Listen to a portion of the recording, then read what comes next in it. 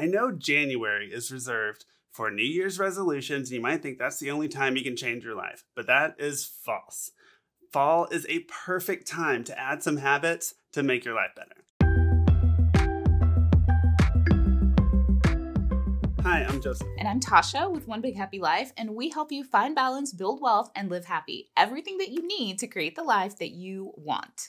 So the reason that fall is the best time to start changing up your life, adding some habits, is because there are lots of transitions that happen.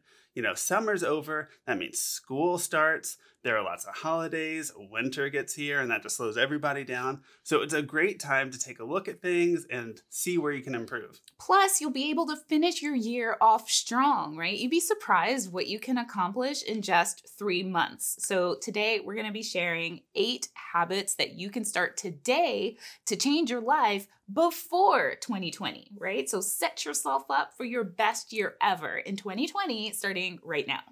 So the first thing to do is start going to bed on time. We as a country, and probably the world, I don't know the statistics, don't get enough sleep.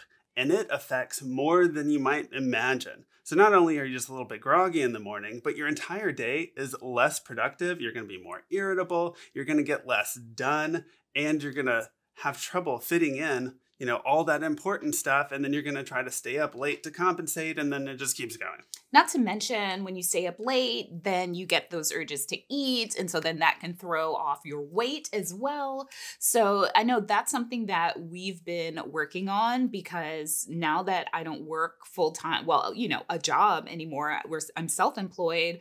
I have been staying up late working, which is bad. And then I'll end up sleeping in, which then becomes this cycle that really perpetuates. So I'm working on making sure that I get to bed, really start keeping that same schedule that I used to keep, where I'm waking up more around like 4 or 5 in the morning so I can get a workout in before the kids wake up. And similarly, Joseph's been training for a triathlon. So he wants to be able to wake up early on the days, the same time, on the days when he's working from home, so that he can go hit up the gym at 5 a.m. before he needs to start work at 6:15? Yep. Yeah, and so while you don't have to wake up at 4 or 5 to get all this done, just go to bed at a reasonable time, get your 7 or 8 hours, whatever your particular body needs, and you know how much sleep you need, so just don't even kid yourself. And then you'll see a lot of improvement throughout the rest of your day. All right.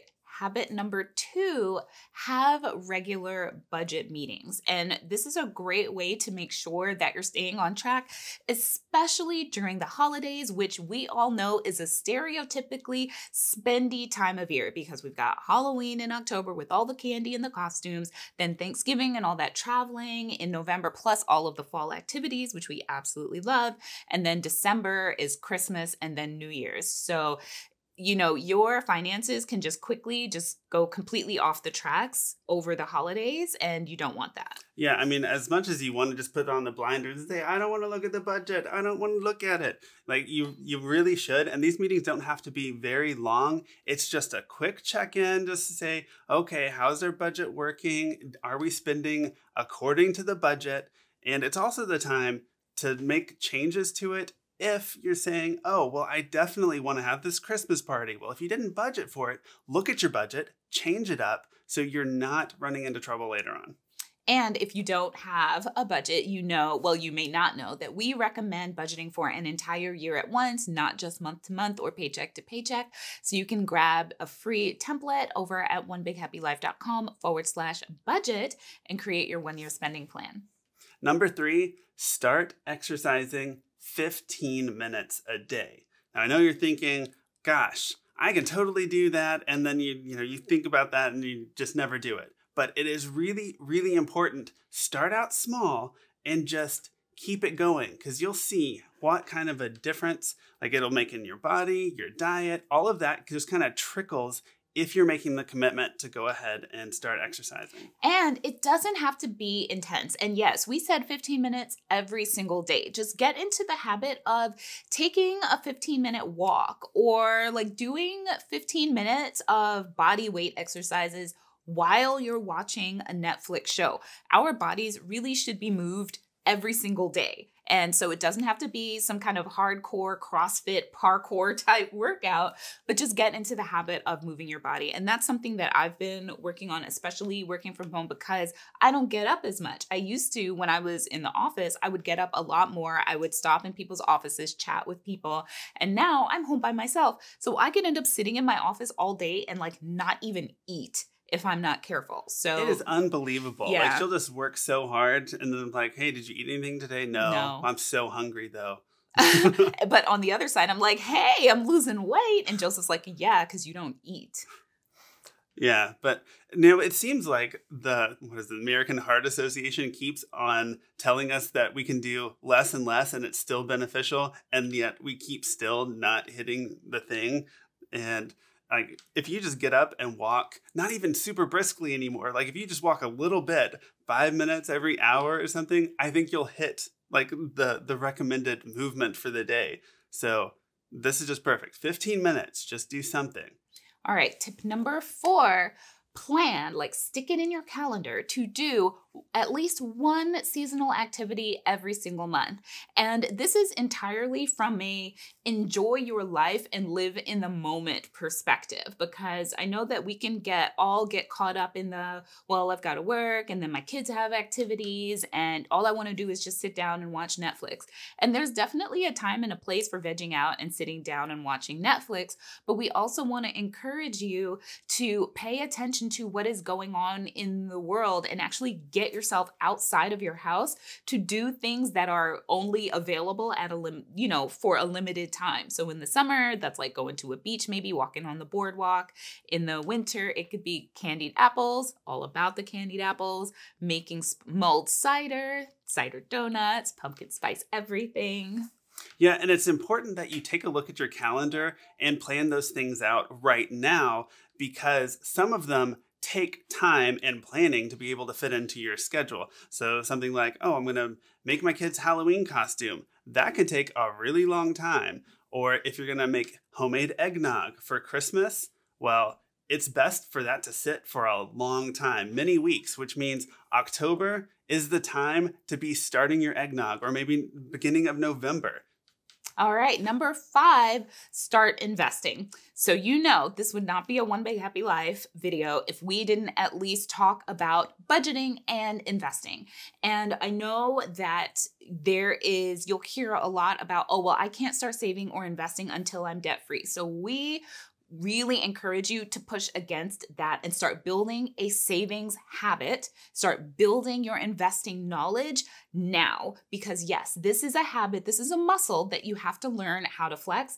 And so we would love for you to create a mindset where you always set aside some money for your future, no matter what. And it has never been easier than now to open brokerage accounts that have no fees or virtually no fees, and go ahead and make automatic drafts from your bank account. It is so easy to get that habit going without much money. Number 6, have regular life reviews. Now, a life review is where you actually stop and look at how your past week went, how your past month went, how your year has gone, to see what's working and what's not working, because you want to make sure that you're staying on track and you're heading where you want to go. And we've been having a lot of these life reviews lately because, well, even really over the past year, when we were thinking about me quitting my job, do I want to quit my job? Do I want to keep going and advancing my legal career, or keep doing that lawyer thing? Or do I want to go all in on One Big Happy Life and create a company that can change people's lives? Obviously, we know which one she picked, but I mean, and it doesn't have to be something so drastic. I mean, even me considering doing the triathlon training again, like that's something that I sat and thought about it. And it was really triggered by the concept of me selling my triathlon bike. It's like, well, I was going to do it. And then I looked up, honestly, kind of how much money it was going to get me. And it wasn't that much compared to what we spent, because it's been several years. And of course, they're always coming out with new stuff. But it gave me the opportunity to say, well, do I miss that?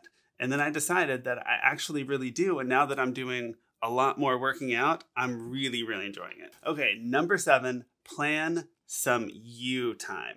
I think it is really easy to get caught up in job and family and kind of forget time for yourself. And even if it's just those 15 minutes that you are exercising where you can clear your head, you need some time that is just for you, doing something that recharges you. And I think that's really the key. So if exercise isn't the thing, don't do that. But you need this time to get your energy back. And it's going to vary. Sometimes, just need a few minutes coming home from work after a long commute. Maybe you just need a little time by yourself. I've read about somebody that just kind of listens to music in their car for 10, 15 minutes before they get out and come inside. If that's what you need to clear your head, it'll pay benefits. Whenever you come back into whatever else you were doing, you'll have that much more energy and you'll be engaged and focused. Number 8, do one thing that scares you every week. And that doesn't have to be like skydiving. It could be something as simple as something that makes you uncomfortable. Like maybe you see this person and you're like, I think maybe that person seems nice. I think maybe we could be friends. Like we've all had those thoughts. I know it's not just me. You can go up to that person and just say, hi, I'm blank. Nice to meet you, and strike up a conversation with them. Gosh, that's scary to me. I was trying to break out of my comfort zone. So I did, like over the weekend, I don't know if Tasha even realized how afraid I was of doing this thing. So I did a charity bike ride, and I wasn't scared that much about the distance. I was a little bit, but it was also that I was going to be surrounded by people that I didn't know. And Tasha wasn't even going to be there. So I did this whole thing where I was talking to people that I had never met before in the middle of this bike ride, doing all this stuff. And so, the biking was hard, but it was much more scary to be surrounded by people that I don't know and then trying to get out of my box and actually interact with them. Yeah, it was, well, so I didn't know this, but now that he says that, I realized that was clearly a thing, because when I was asking, it was a 56-mile ride. It took him, 4 hours? 65. Oh, 65, sorry. So it took him quite a few hours to do it. A little over 4 hours. And so I'm like, well, how did it go? I'm thinking he's got 4 hours worth of stories to tell me. But the stories that he told me were primarily of the people who talked to him. And I'm like, and he was like, yeah, and this person started talking to me. I'm like, why is that what we're talking about right now? And so now we know why, because for Joseph, that's scary. For me, posting on social media is actually really scary. So especially Instagram. Something about YouTube is different because it feels like we're just having a conversation with friends hanging out in our house, and I can talk all day, every day like that. But posting things publicly to social media, especially like my writing and my thoughts, that's very scary to me. So that's something that I'm going to be working on more. She says this, but she's so good at it, right? I mean, all of you that follow her on Instagram know. And if you don't, you need to find out. So definitely follow us on Instagram. And I say us, it's really her. She writes all the Instagram stuff. I do one big happy dog. He does. But I know, like, we were kind of talking about the things that scare us. And I think we probably forgot to mention why it's important. And it's because growth is what happens in that uncomfortable place. So our minds, they try to protect us by keeping us in what's familiar and what feels safe. But if you stick with what's familiar and what feels safe, you're just going to end up with the same results that you got before, because you're doing the same things over and over. And so if you really want to change your life, you've got to get uncomfortable. That means you've got to do scary things that don't feel like completely safe because you haven't been doing them. So this is probably the most important. No, sleep is the most important, and exercise. And then comes this, right? Do something scary every single day or week or day.